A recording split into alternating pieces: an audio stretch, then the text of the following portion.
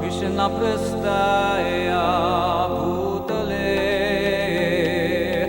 Srimate Bhakti Vedanta Swamin Hite Namani. I was raised as a Roman Catholic. Here in Hamilton, Ontario, it's a steel city. And I went to the public school system here, St. Peter and Paul. I was an altar boy. I was very pious, let's say. I believed in God.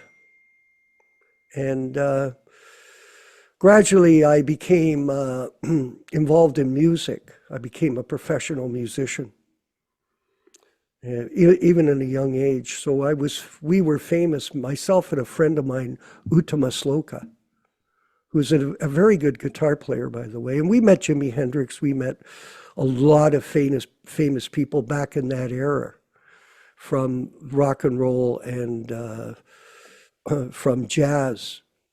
And then from there, he got a Bhagavad Gita from the library in Hamilton. We had a band house. A guy named Vishnu Dutt was, who became initiated here in Hamilton. He got the Bhagavad Gita for us and gave it to Uttama.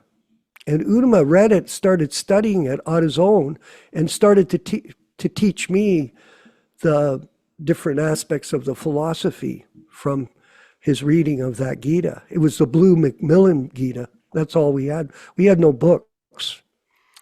And I don't know why I joined with a guy, Mahavir, who went to South America.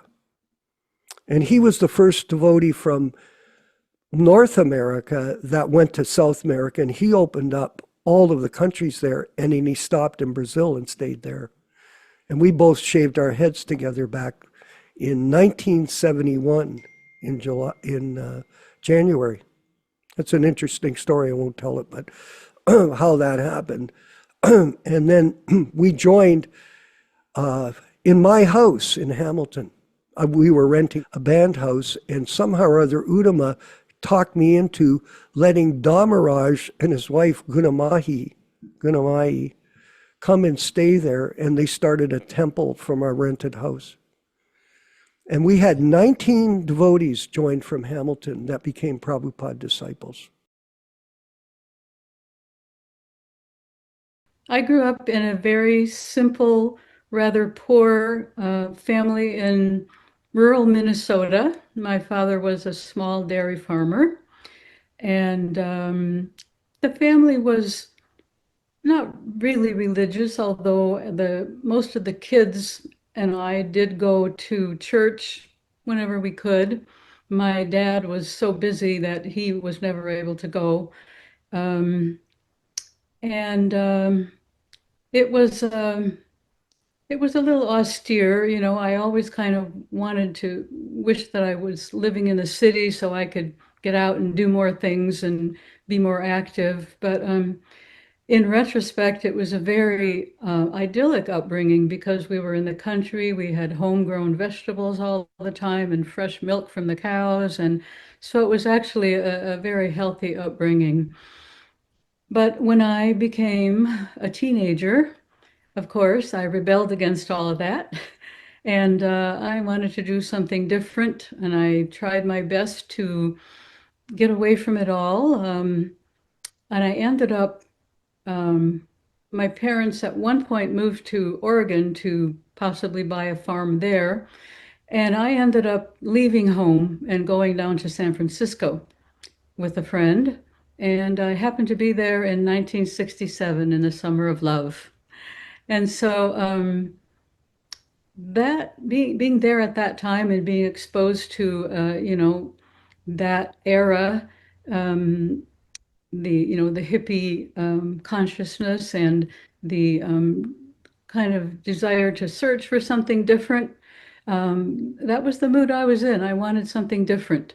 So eventually I went back home and ended up moving to Canada with my first husband, the devotee who became my first husband. Um, and we met the devotees in Vancouver, in Canada. Um, the There was a small temple there, just a little storefront, and we used to go every now and then. We really loved the halava, and free food. What hippie's not going to go for that, right? So, but one day they called us up and they said, we're getting kicked out of our temple. Do you have any idea where we could stay? And my husband and I happened to be renting this big old house and renting out rooms to other hippies, and we had one empty room. And so, I mean, they were four brahmacharis, but we just thought, well, we have this room. You can have it if you want it. They came and looked at it and they said, oh, it's perfect.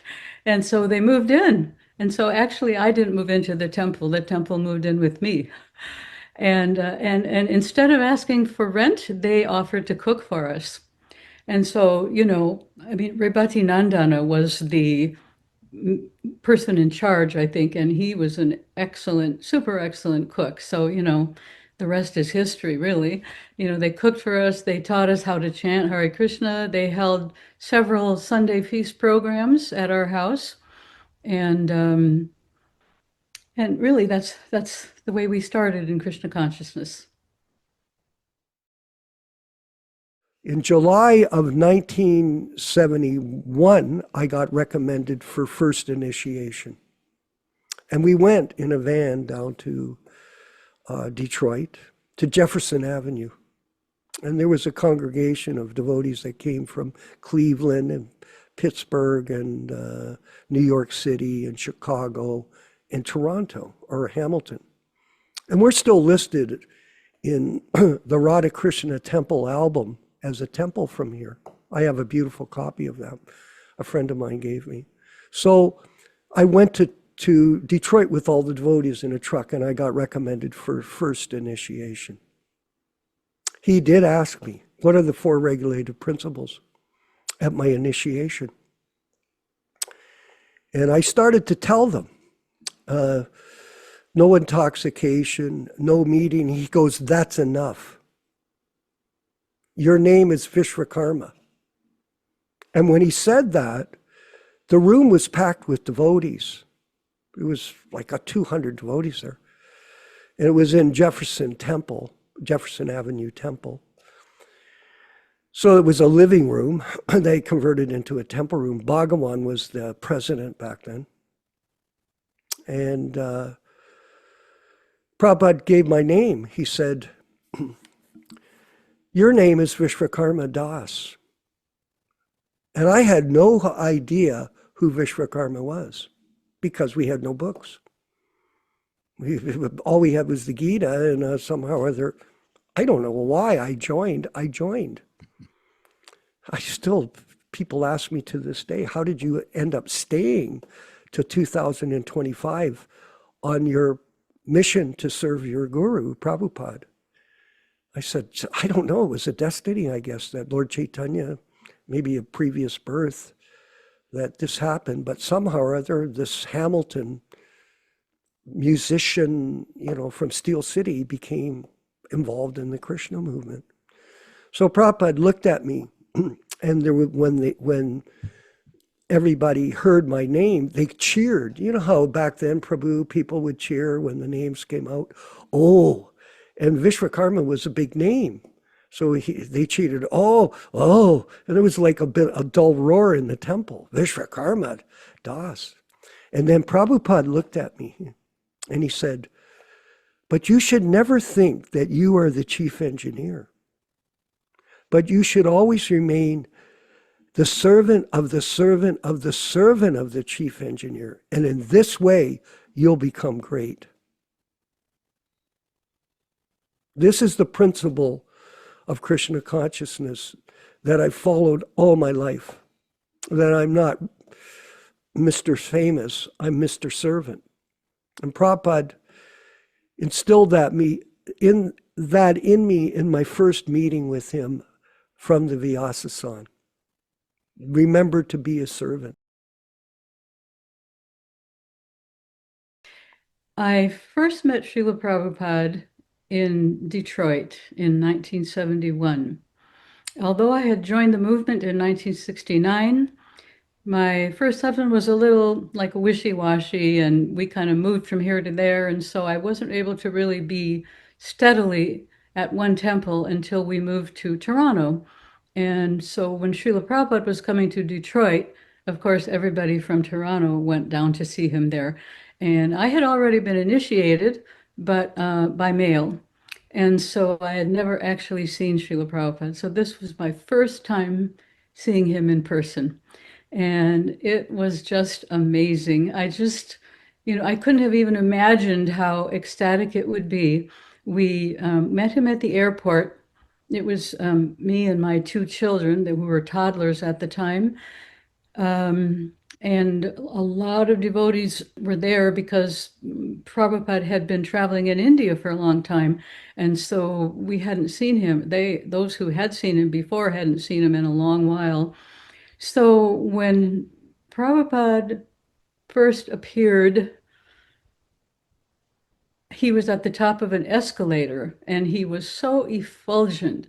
It was just, I just couldn't even imagine. It was like he came out of a cloud of, some kind of golden effulgence and was kind of descending the escalator. And it was like he was descending from the spiritual world, made me think of Narada Muni, coming down to earth. And I was so overwhelmed. I just burst out in tears, and I just couldn't stop. But at one point, I started feeling really self-conscious because I thought, oh, I'm just a new devotee. Maybe the other devotees are going to think I'm some kind of sahaji, something like that. So I risked a glance around, and everybody in that airport was crying like anything. It was so ecstatic. I mean, the men, all the women, and even my kids started crying, although they probably didn't know why. But anyway, that was my first impression of Srila Prabhupada. He was just so regal and so otherworldly and so effulgent. In Hamilton, I used to clean the toilets and mop the floor and, that kind of thing. So when I went down to Detroit, Prabhupada people needed someone, because back then, if you recall, there was so much activity centered around his visit. So they were looking for somebody to clean Prabhupada's bathroom. So I was chosen as Bhakta Bob. Okay, you can clean Mr. Rockstar famous, blah, blah, going to play for the Cream. We had a booking to open for the Cream. We played with Steve Miller and different Amboy Dukes, Ted Nugent. We were a celebrity group back then. Okay, whatever. So all of a sudden I'm a Bhakta Bob, nobody, and they get me to clean the bathroom. And I did a good job. I can still remember being in that bathroom, meticulously going around thinking, here, I'm going to clean the washroom of a pure devotee of Krishna. I thought, this is a great opportunity for me. So I did the job. And then there was a darshan with Prabhupada in his room, that room. And because I had did that service, I was invited to join the darshan back then. It was like, whoa. So this was my first personal encounter right away with Prabhupada. And we were all sitting there. I think there was about 30 of us in the room. And they brought out Prabhupada's prasadam. And back then, you know what it was like.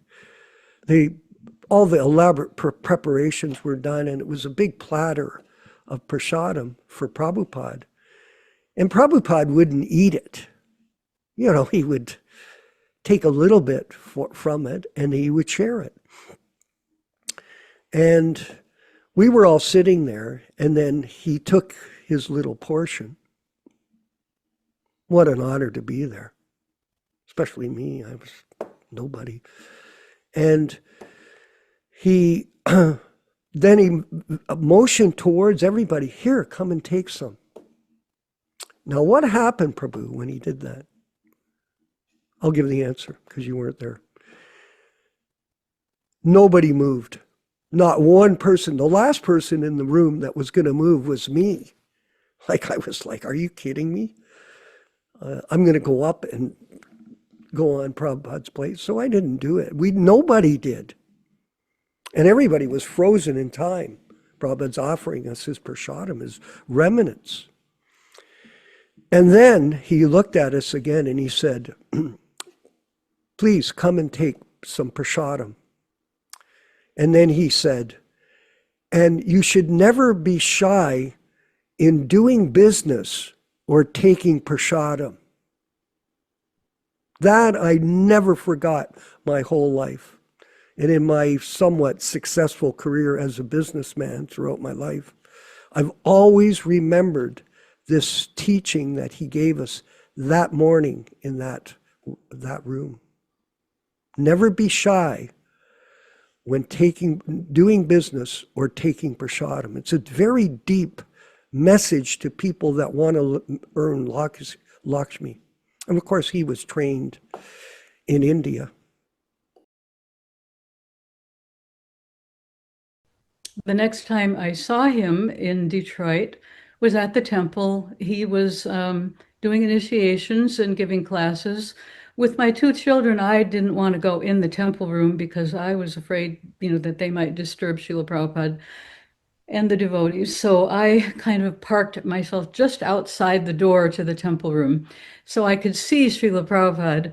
And I just remember seeing him, like many devotees have said, taking his silver goblet and drinking that water without spilling a drop, just so regally, and then at one point I remember he had a sweater on and he took off that sweater and it was just like everything he did was so graceful. There was no blundering or juggling or anything like that. He was just so very graceful. So those were my impressions from my first visit with Srila Prabhupada. He came twice. He came in 1975 and he came in 1976 to see me. And I also had a private darshan with him in Mayapur, which I'll talk about. So there was a lot about that because Prabhupada sent me a letter and told me after we got the building that this is a topmost triumph for Krishna that you got this building. Topmost triumph. And it was significant because Toronto is one of the major cities in North America and around the world now. And we bought the building. And that's a great story. That's quite an episode. Because when Prabhupada came in 75, he went and looked at the building. Jagadish and who else? Udama, I guess. They arranged, I was the vice president at the time. So they arranged the appointment for Prabhupada to go there. And we have some beautiful pictures of that. Prabhupada showing up and the people were in shock. It was a famous building owned by the Missionary Alliance. It was a group in Toronto. And the building is on a main thoroughfare coming down from the biggest highway, 401, coming down into Toronto. So people were very aware of this site. It was a big sensation. We got it in the city. And there's lots of pastimes that went on regards to legal affairs and all kinds of things where we were oppressed by people because we were a cult. And people For example, I met Ted Patrick. I debated him at the University of Toronto. So that's a whole other episode. I'm not going to talk about that. But so the purchase of the building was a very significant thing for Prabhupada and for the city of Toronto. So when we greeted Srila Prabhupada at the airport, there was one devotee who was going around and handing out these beautiful long-stemmed saffron roses to offer to Srila Prabhupada. So I got one of those from her.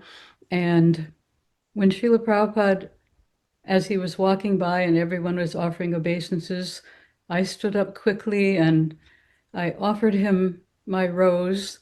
And I said, "All glories to you, Srila Prabhupada." And he took my rose and he looked me in the eyes and gave me that look, that look that everybody says, like, it's like a moment, but it seems like eternity. And he seems like he's seeing all your anarthas and all your contamination and all of that. And it felt, you almost want to, like that. But he just looked, and then, I mean, it was surely just a moment. And then he just said, "Thank you very much."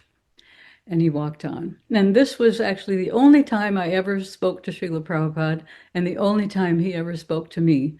But it was really something that I will never forget, because you can see you feel how the spiritual master really sees you and knows your heart.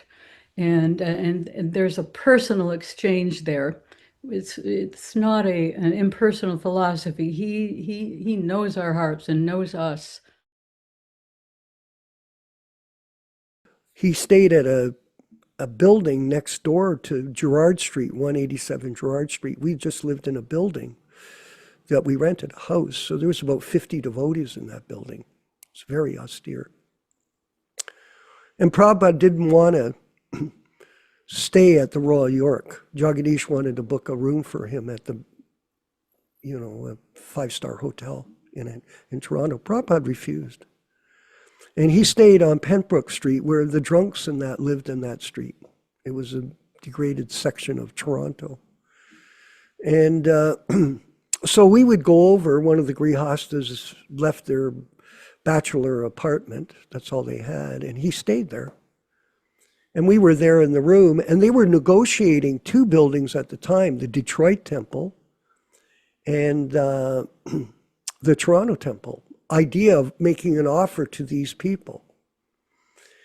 And Prabhupada was very active in the negotiation of both properties.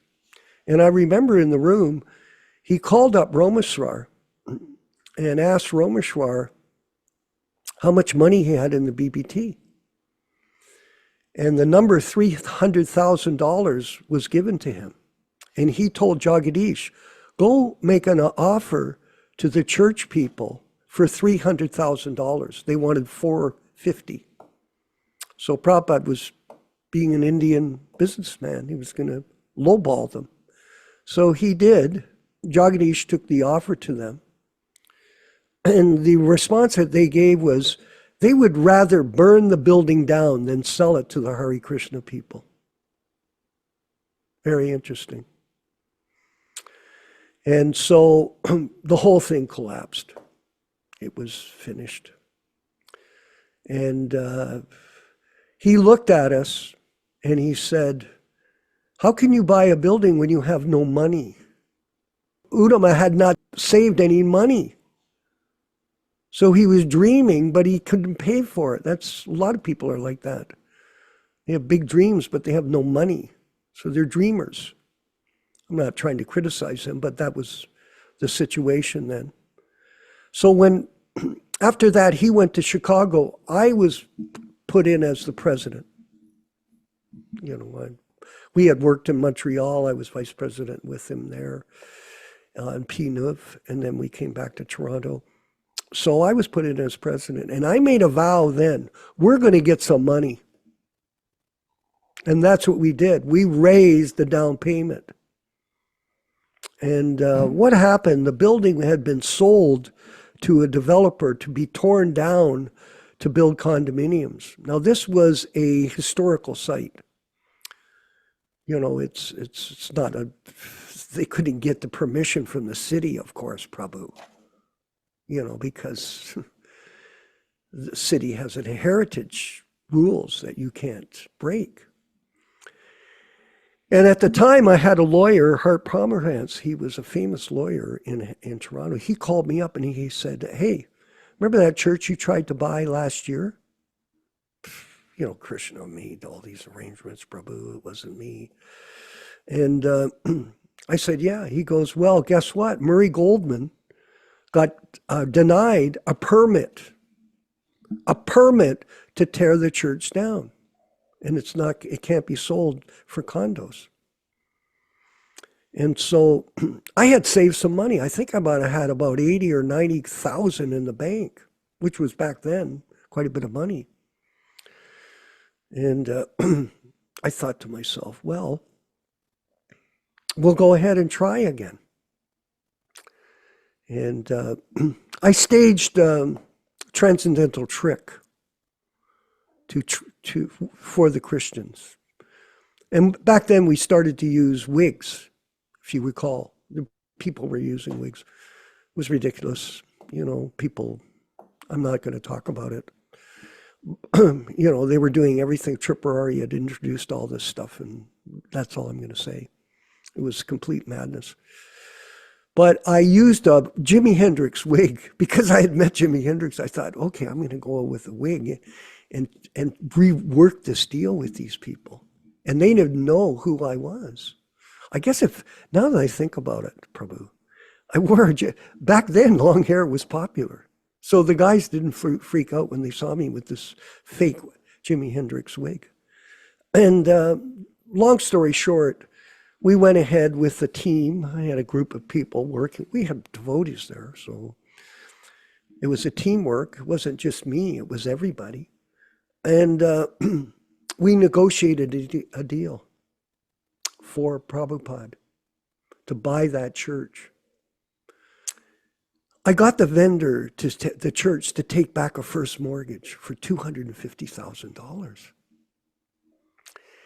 And then we had our 100,000, 110,000. And then through some people that we were working with, we got a second mortgage from the bank. So we had a vendor take back, we had the down payment, and we had a second mortgage from the Bank of Montreal. And that brought the total purchase price at $450,000.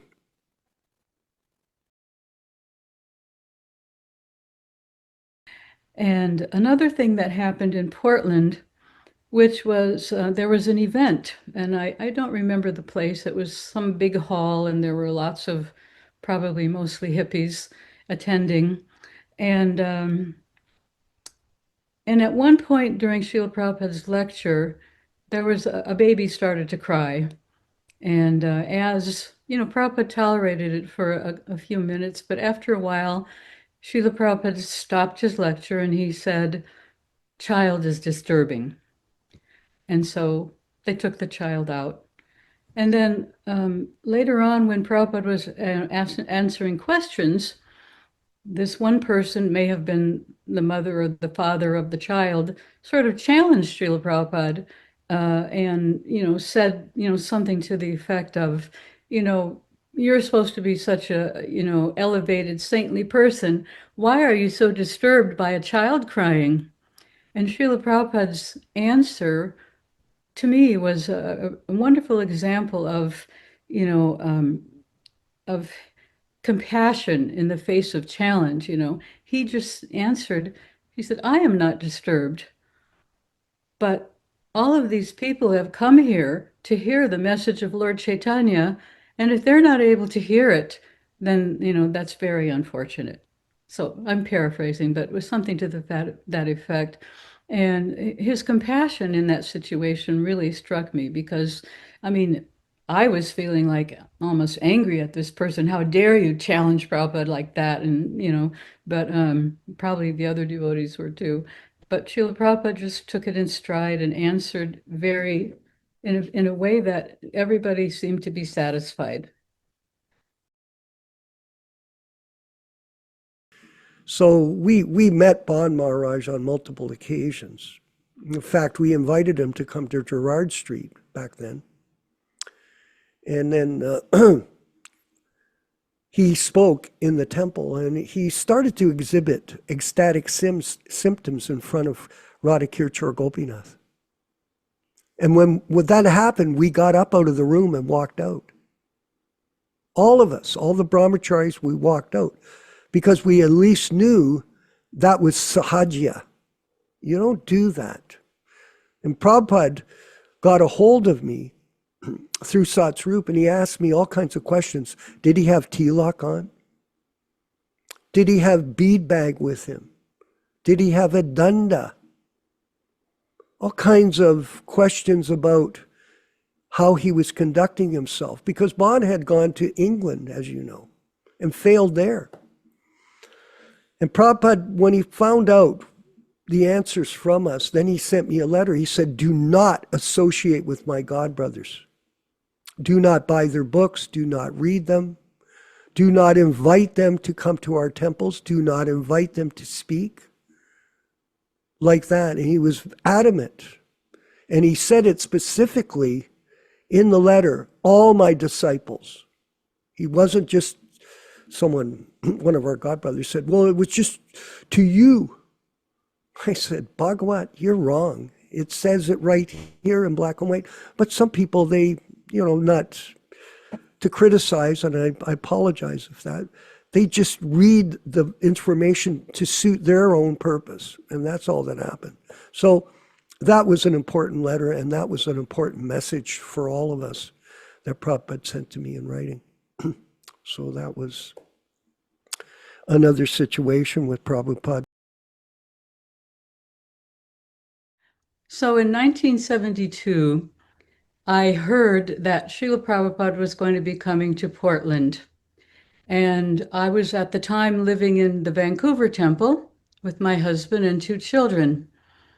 So I had been struggling a little bit for a while because my husband at the time was not so much into Krishna consciousness anymore. And so I was really having a hard time, and I felt like I really needed a boost. So I decided to go down there and see Srila Prabhupada in Portland. This time I was able to leave my toddlers at home with my husband. So, and I also thought I would like to do something as a gift for Srila Prabhupada. So I ultimately decided I would make him a little cape, just something to, take a little bit of the chill off in the cool evenings.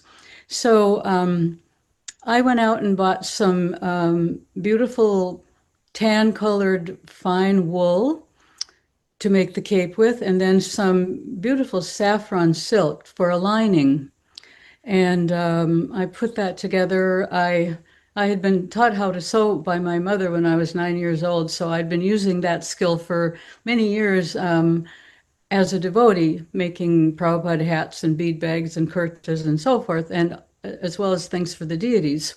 So in this case, making something for Srila Prabhupada, I wanted to make it of the same quality like I did for the deities. So I was really, really careful. I made the inside, finished all the seams really nicely so that, practically speaking, except for the closure on the outside, it was almost reversible.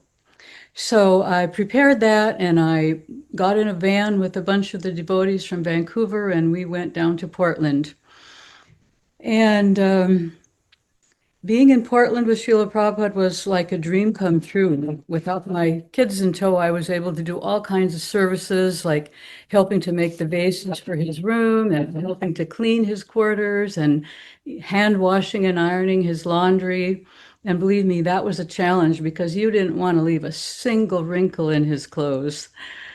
So the weekend passed in ecstasy, but it passed too quickly. And before long, Srila Prabhupada was getting ready to leave, and I hadn't given him my gift yet.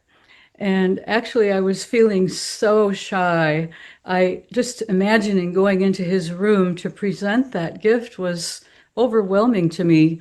I was afraid he wouldn't like it, or I was afraid it wouldn't fit, or, on top of that, I probably would have had to navigate a sea of temple presidents and GBCs and maybe even a few dundas.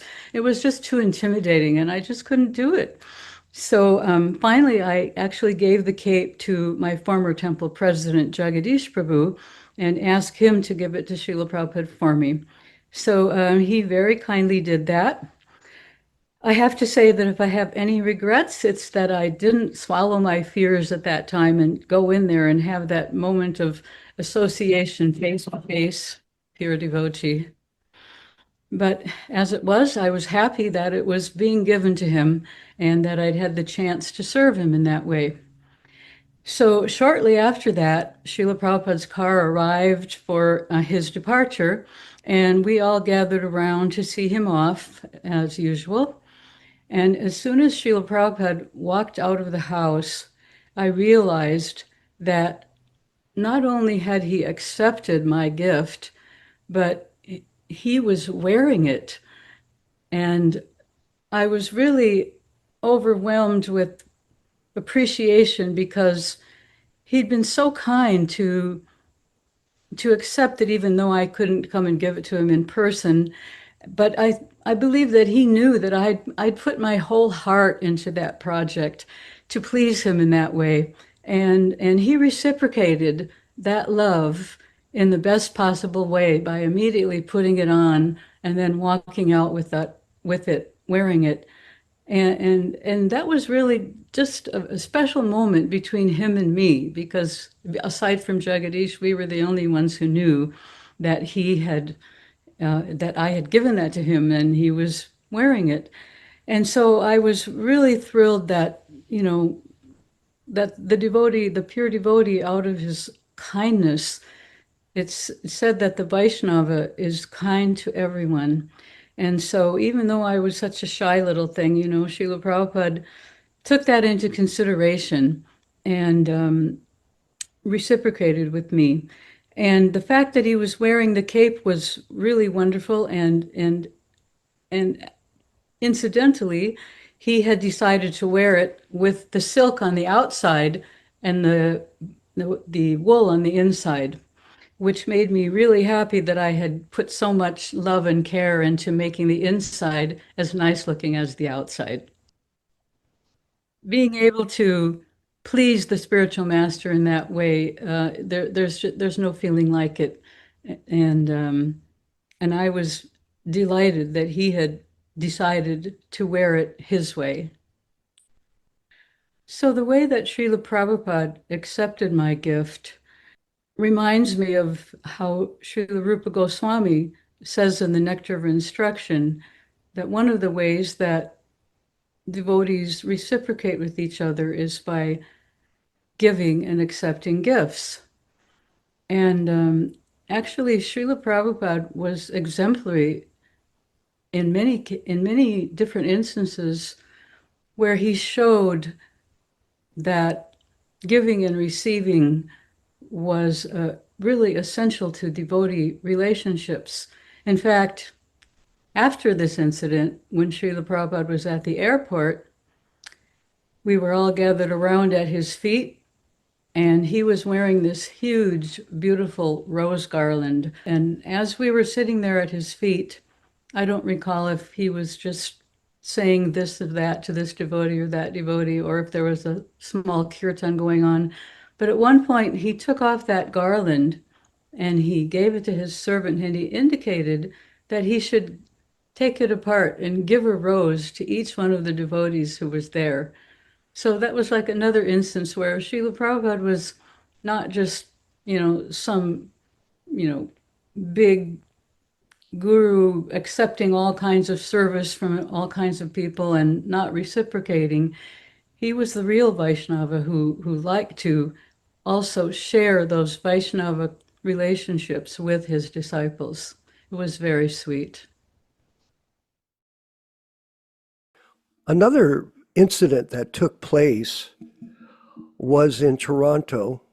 And most important, it was a most important experience for me because Prabhupada gifted me. And the orts of the pure devotee are treasured. The remnants of the pure devotee are treasured by all. And in this particular situation, it was at the end of Prabhupada's visit. Now let me look here. So that is Prabhupada sitting on the Vyasasana in Toronto. And he's wearing a kurta. Now here is another photo. This is Prabhupada at the Sunday feast in Toronto. So you can see there was a big group of people there, a large congregation.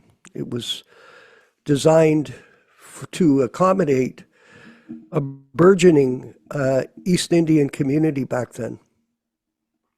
But what happened was I was waiting for Prabhupada to leave to go back.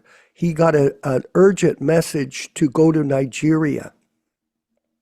So I came upstairs to the second floor to his quarters, and I knocked on the door and walked in, of course. And then Prabhupada came out of the side room where he was staying, one of the rooms he had, and I got down and paid my obeisances immediately. And then Hari Sori was standing beside Srila Prabhupada. And he looked at me and he said, Prabhupada wants to give you this.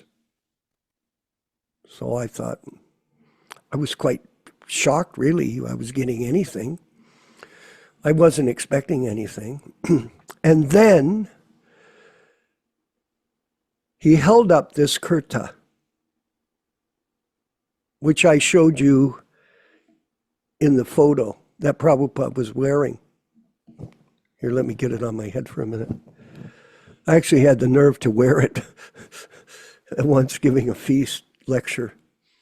I wasn't sure how to understand this. But at any rate, and I looked at Hari Sori with disbelief. I thought, no way. I don't know, that was just the Canadian way to look at things. And then I slid my eyes over to Prabhupada's face to see if this was real, if this was something that was authorized by Prabhupada. And he looked at me and he nodded his head. And in this way, I accepted the kurta after I got approval from Prabhupada, from not Hari Sori. And I walked over and accepted the kurta from Hari Sori, from Srila Prabhupada. And this was really a memorable, transcendental occasion for me to be gifted this kurta. And Prabhupada did it in appreciation for all of the work our team did in acquiring this building. It was a monumental job, actually. And as you know, I had mentioned earlier, Prabhupada had sent me a letter and said, this is a topmost triumph that you've got this building for Krishna.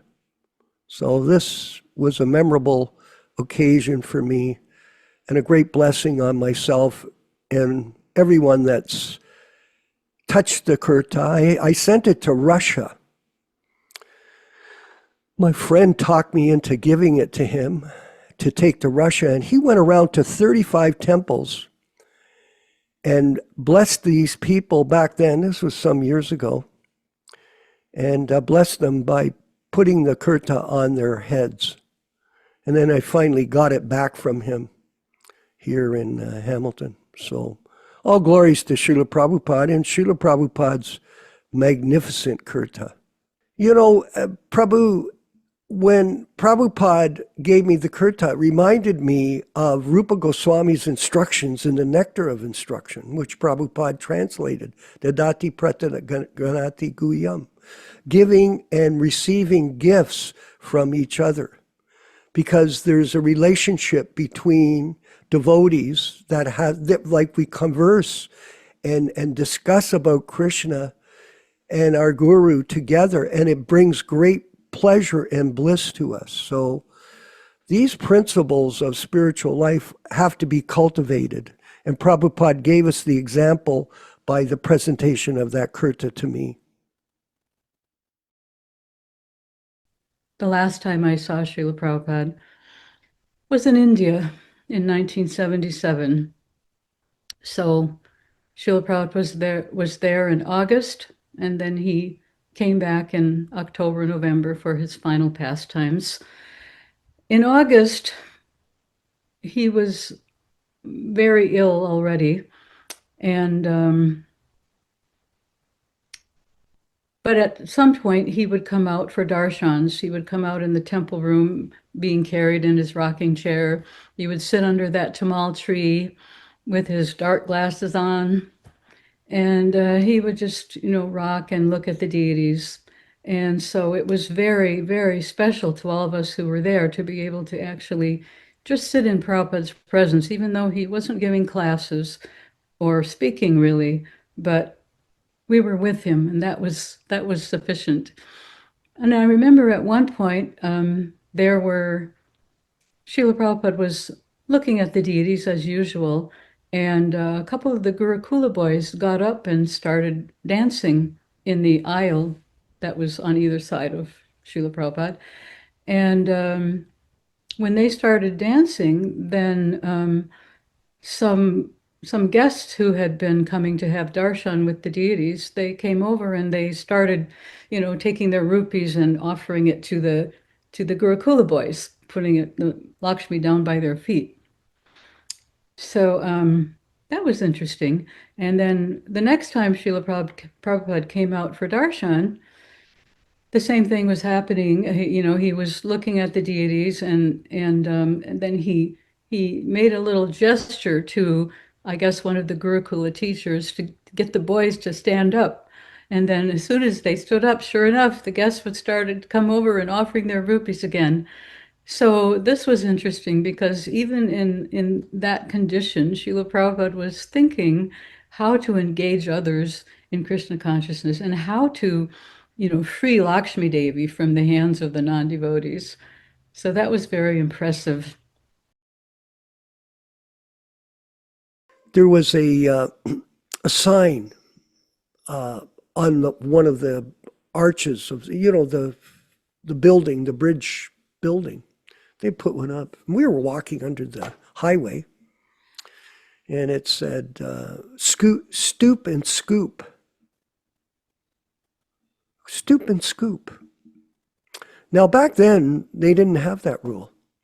Remember in the early 60s, 70s, early 70s, or back then, it was a new phenomena that people had to stoop and scoop up the passing of the animal. It was a whole new thing. And then Prabhupada stopped while we were walking along. And he took his cane and he pointed it up at the sign. And we were all like this. And we saw it. It was the first time I saw the sign, stoop and scoop. Somebody bowing down with the little shovel, and the dog was there, and blah, blah, blah. And then he looked at all of us and he goes, this is the difference between us and them. They worship D-O-G, and we worship G-O-D, God, Krishna. And we all roared. We all laughed. Prabhupada had a tremendous sense of humor, as you know. One day I remember my daughter, Kamini, she was 8 years old. she came late to the darshan, and she ran right to the front where the stairs are that go up to the main part of the temple room, and she sat down right there facing Srila Prabhupada, right in the middle of the aisle, so that it could possibly have been, disturbing Srila Prabhupada's vision of the deities. Some of the devotees started to get upset and, were trying to get her to move, and she was kind of fighting against it because she had this wonderful position, right? She could see Srila Prabhupada perfectly. And Prabhupada just made a gesture like, and, he said, just let her be like that. He was very kind like that. And another time, there was there were some pilgrims who were having darshan of the deities, and they started to get a little bit noisy, and some of the devotees were thinking, they're disturbing Srila Prabhupada. So they started to go up there and they were going to ask them to leave, but Srila Prabhupada just said, made a gesture. He says, no, no, after all, they are the most beautiful. So uh, he was compassionate in so many ways. And during this same time when Srila Prabhupada was there with us in Vrindavan, my daughter Kamini accidentally took some kind of medication, or we're not 100% sure what actually happened, but she left her body while Prabhupada was there at the temple. And well, she didn't leave her body in the temple. I don't mean to say that. But she left her body, and of course, I was completely devastated. I was, full of recriminations. How could I let this happen? Why did I do that? Why did this happen to her? Why did this happen? I was just devastated. And at that time, the women were not being allowed to go in to see Srila Prabhupada. So again, Jagadish Prabhu was there, and he went to talk to Srila Prabhupada about Kamini's departure. And Srila Prabhupada said ultimately that this was Krishna's arrangement and that she received personal liberation. So, I mean, that was really wonderful. Unfortunately, it was hard for me to appreciate it so much at the time because I'm such a distressed mother. My daughter just died. So, but anyway, it was good to hear that. And at one point, the devotees were preparing my daughter's body to take her down to the Jamuna, because Srila Prabhupada had instructed that because she's only 8 years old, she's considered to be still pure. Her body didn't have to be burned. So he said to just float her in the Jamuna. So right outside Srila Prabhupada's quarters, there's a gate there. So that's where the devotees were preparing her body, putting some auspicious items on her body and so forth. And Srila Prabhupada heard the disturbance and asked his servant what was going on. And when he told him that they were preparing her body to take to the Jamuna, Srila Prabhupada took off his garland and gave it to his servant and instructed him to put that on her body. So, as far as I'm concerned, that was the most auspicious thing that was put on her body at that time. And while it was a really, really amazing gesture for my daughter, I also feel like Srila Prabhupada did that for me because he knew my heart and he knew how distressed I was. And as soon as that garland was put on her body, it's like a huge, huge burden was lifted from my heart and my mind. And after that, I was able to actually dance all the way to the Jamuna. So Srila Prabhupada's compassion has no end. We were on a morning walk, and I was always reluctant to ask Prabhupada questions because I felt it was a bit show bottle for a lot of people, especially the East Indian people. They would ask Prabhupada all these questions, and it was what it was. We were his servants. I had a job to do to be the president. I wasn't there to ask questions about this point and that point. Because the servant, you know, a servant shouldn't talk unless he's talked to. That's the way that proper understanding of etiquette is. If Prabhupada's not talking to you, you're not going to start, especially for us, because I was an initiated Brahmin and Prabhupada's temple president, and I tried to carry myself at that. But I had a question, because there had been politics that had gone on in the ISKCON group back in 75 by Mr. Tamal Krishna. And you recall that, where they were going around saying if you got married, you were in Maya. And the temples were being dismantled with all the members. And they would go around and steal people out of the temples. This is historical. It's not fault finding. It's a fact finding. And I lived in it, so I'm telling it the truth. And I was confused what to do. And, you know, one of the ladies wanted to get married to me. And I was trying to figure out what to do. I was happily a brahmachari. I'd been a brahmachari since 71, and this was 1976. So I had been following the brahmachari path, despite having been a former so-called rock star, where there was drugs, sex, and rock and roll. That was the 60s lifestyle.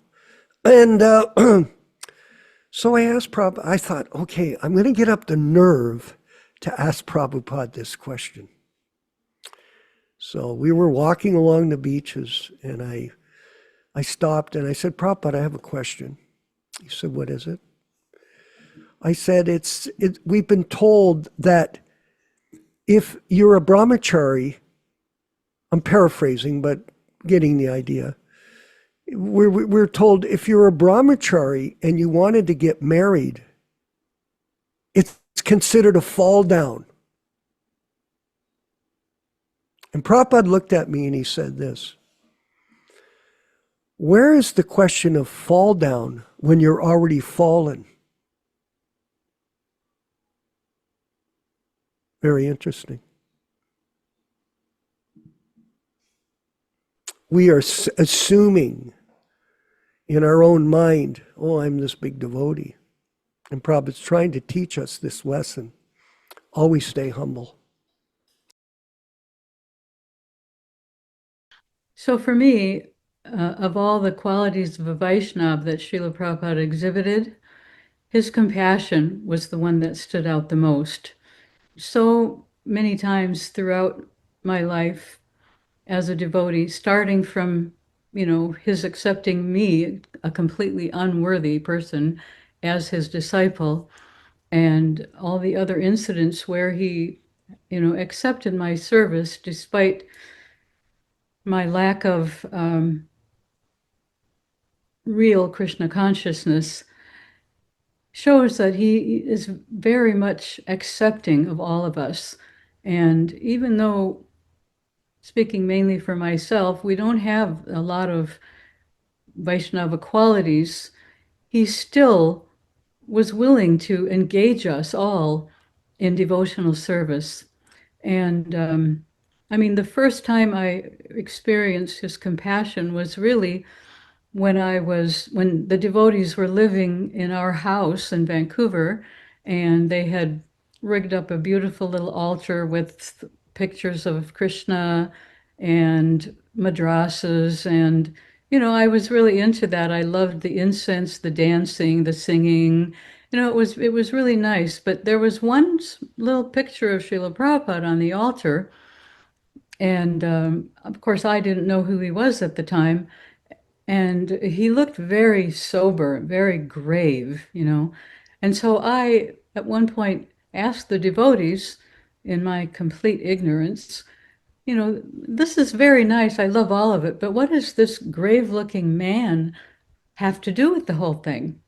And so, I mean, I'm giving away my ignorance there, but even though I had no immediate appreciation like some devotees did, seeing Srila Prabhupada as their spiritual master immediately, um, Srila Prabhupada accepted me, and that's probably the most compassionate thing that he did.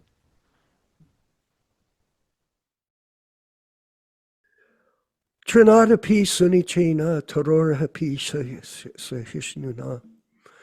Lower than the Prabhupada really carried himself in a humble state of mind. And despite his power, he was a very humble devotee. And far beyond that, he was Shakta Vashyavatar from my point of view. And the more I read the books, I realize that Prabhupada lives in his Vani incarnation. He is with us in sound. He reasons ill that thinks that Vaishnavas die. They don't. Prabhupada is still with us. Je anilo premadana Karuna prachu